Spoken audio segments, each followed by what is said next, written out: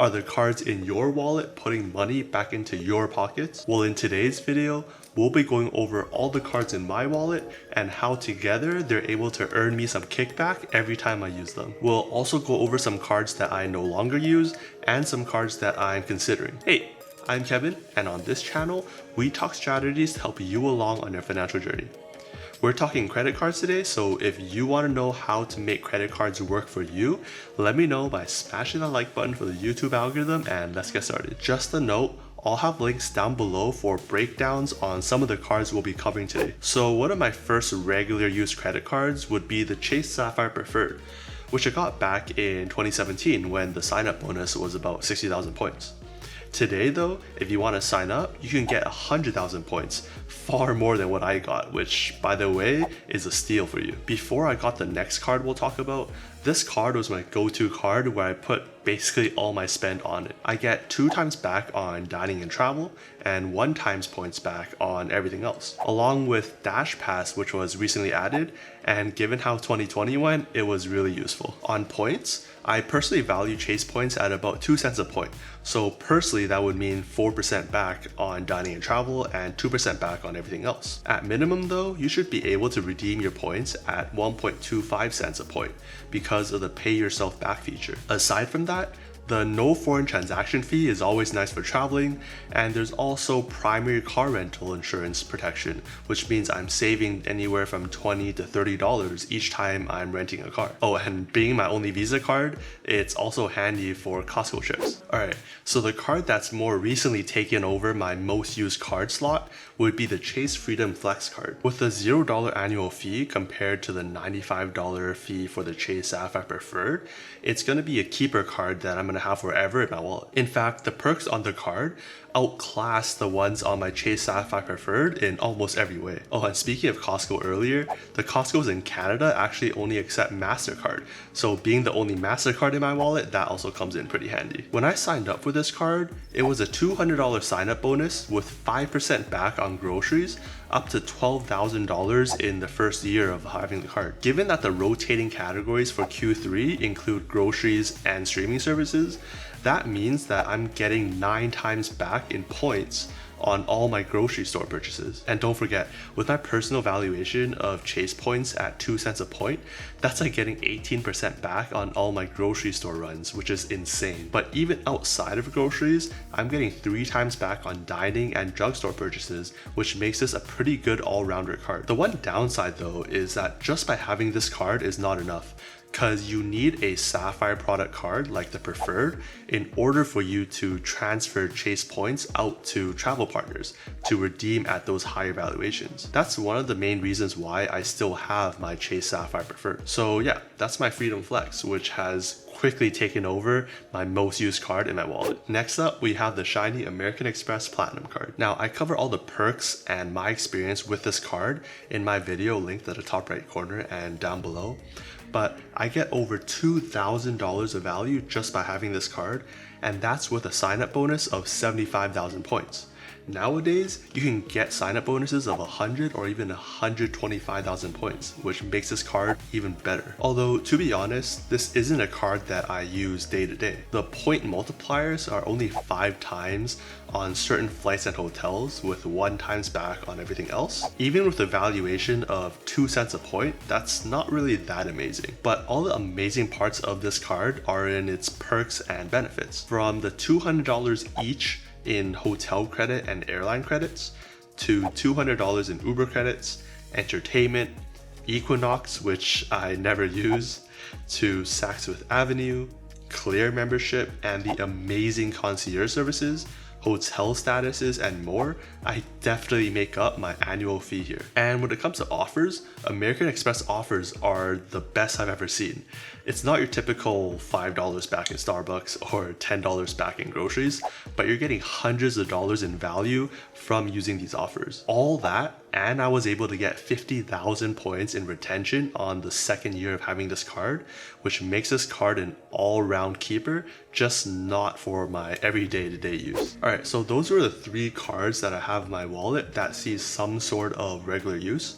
But let's go over some cards that belong in my wallet sometimes, or I have the account open but never really use it. First up would be the United Gateway card, which to be honest, I never really used because it was more of a downgrade path from when I got the United Explorer card. This was a card I got back about a year or so when the sign-up bonus was about 60 or 70,000 United points with the first year of annual fee waived. I think during that time I wasn't really sure what card to get, so this seemed like a pretty good card to get just for the United points that I can in the future use for flights on say ANA. Next we have the Chase Rewards Premier card, which I think I got back in 2017. And other than getting the sign-up bonus of I think 75,000 Marriott points, I never really use the card much, other than when I'm staying at Marriott properties. Nowadays, this card is discontinued in favor of all the Bonvoy cards that have come up after the Marriott SPG merger. The reason I haven't canceled this card is probably like laziness, but partly I still have some free night stays at certain Marriott properties that I want to use before canceling the card. Oh boy. Alright, so this is the Bank of America Travel Rewards credit card. And it's the first ever American credit card that I got when I was first doing internships down in the States. So I was at the bank trying to open a regular bank account, and the lady there offered and asked if I wanted to sign up for a credit card, which I agreed to. And looking back now, that was easily one of the most important decisions because that allowed me to have a credit card dating back to 2015 to start building up my credit score. With this card having no foreign transaction fee, it was also pretty useful for traveling back a few years ago. But because it also has no annual fee, this is a card that I'm basically going to keep forever, because in order to have a good credit score, having a long credit history is a major part of that. Speaking of credit scores, if you want to know what's the breakdown of a credit score and how you can increase it, check out my video on credit scores up in the top right corner and down in the description. Finally, my last card, which isn't really a credit card, it's a debit card, but that would be the Charles Schwab debit card. I don't use this often, but it comes in really handy when traveling because this allows you to withdraw money at any ATM worldwide while they reimburse you the ATM fees. And the exchange rate when you're withdrawing money is similar to or the same as your typical Google rate, so it's better than any local currency exchange anyways. This came in really handy when I was traveling around Japan. Because it was so cash heavy, you needed a lot of cash. But at the same time, you also don't want to carry a ton of bills around every day. Plus, there's no minimums for this account, and there are no real fees. So this is a card that is really useful to just even keep around. It's been a while now since I last got a credit card, but I have been doing some research to see what are good candidates for my future card. So far, I see myself doing one of three things. One, I can cancel my Chase Sapphire Preferred and then wait 6 to 12 months before signing up for the same card again or get the Chase Sapphire Reserve. That's because I'm approaching 48 months, so 4 years since I've had the Chase Sapphire Preferred, which is the gap you need to have between getting sign-up bonuses for different Chase Sapphire cards. I do have the Chase Freedom Flex card to hold my Chase points, so there's no issue there, but I am leading on potentially just getting the Chase Sapphire Preferred again. It's cheaper than the Reserved at $95, and it still allows me to transfer points out to different travel partners for those higher redemptions.